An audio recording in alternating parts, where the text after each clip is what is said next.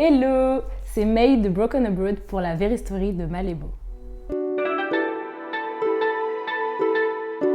J'ai 24 ans, j'ai visité près de 37 pays et j'ai dû faire une centaine de voyages. J'aime beaucoup voyager. C'est pour ça qu'on m'appelle un peu May, tu vas où encore?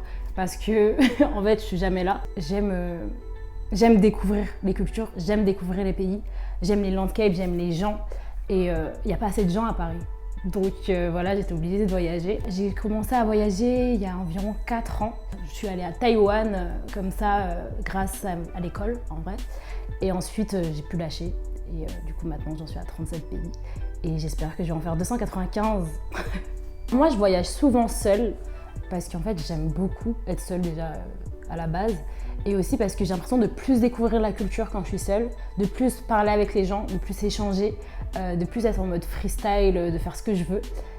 Souvent on me dit mais tu t'ennuies pas quand t'es toute seule, etc. Les gens ont un peu peur de voyager tout seul, mais en fait il faut que vous fassiez parce que c'est incroyable. Une fois que vous aurez essayé, mais vous pourrez plus go back parce que c'est juste incroyable de voyager seul. Même si c'est cool avec des amis, hein, mais seul, vous redécouvrez, vous découvrez un pays. Et l'un de mes meilleurs souvenirs là, très récent, c'était en Tanzanie.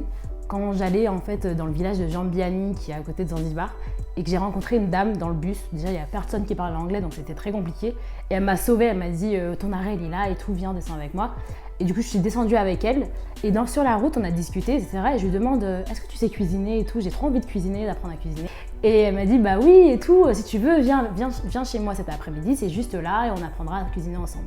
Du coup je suis allée chez elle, on a beaucoup discuté, on a cuisiné ensemble, c'était trop cool. Et j'ai appris en fait qu'elle était auto-entrepreneur, qu'elle avait une petite boutique derrière sa maison, qu'elle était aussi prof des écoles et qu'elle était mère de 3 enfants. Je l'ai trouvée ouf. Ensuite, en parlant un peu avec elle, je me suis rappelé que j'avais rencontré un jeune qui travaillait en tant que guide touristique un peu à la volée à Zanzibar et je me suis dit, bon lui il a des touristes, elle sait super bien cuisiner, ils peuvent faire un truc ensemble. Aujourd'hui ils travaillent ensemble, ils ont un business ensemble et ça c'est l'un de mes meilleurs souvenirs.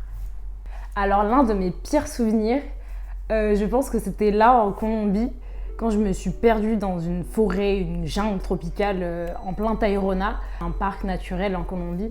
Et je me suis perdue en fait en pleine nuit, parce qu'en fait il était 17h et que le coucher du soleil il était à 17h45. Moi je me suis dit je suis large et tout, alors qu'à 17h30 il faisait une nuit noire, il n'y avait plus de lumière.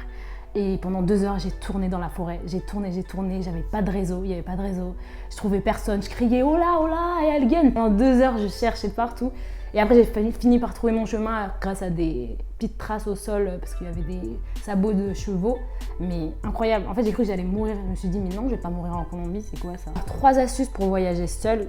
Pour moi, déjà, le plus important en top 1, ça va être de s'ouvrir et de vraiment aller vers les locaux, parler avec les locaux et échanger avec eux parce que c'est eux qui vont enjoliver votre séjour, c'est eux qui vont vous montrer où aller, c'est eux qui vont vous dire ici c'est safe, ici c'est pas safe.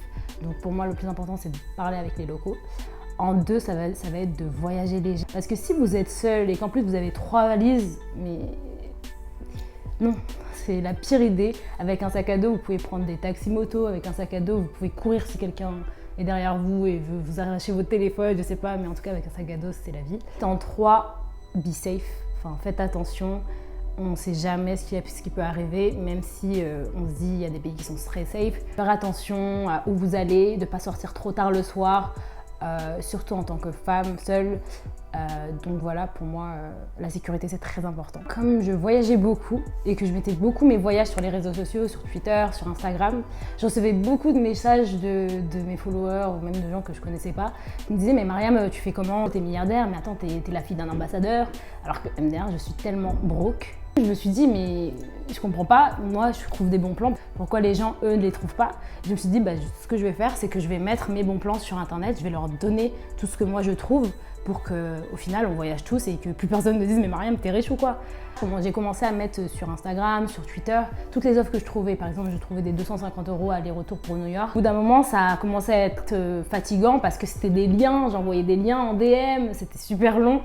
Et je me suis dit, bon, je vais mettre tout ça sur un site internet. Donc, avec 2 potes, Junior et Steven, on s'est dit, bon, on va faire un site où on va mettre tous nos bons plans. On va le mettre en ligne. Le site, il sera gratuit et tout le monde pourra voyager en étant broke. Comment on aimerait devenir dans les années à venir? bah, on aimerait être à l'international, parce qu'il n'y a pas que des broquiers en France. Et du coup, créer des applications, plein de trucs, d'autres projets sur lesquels on est actuellement.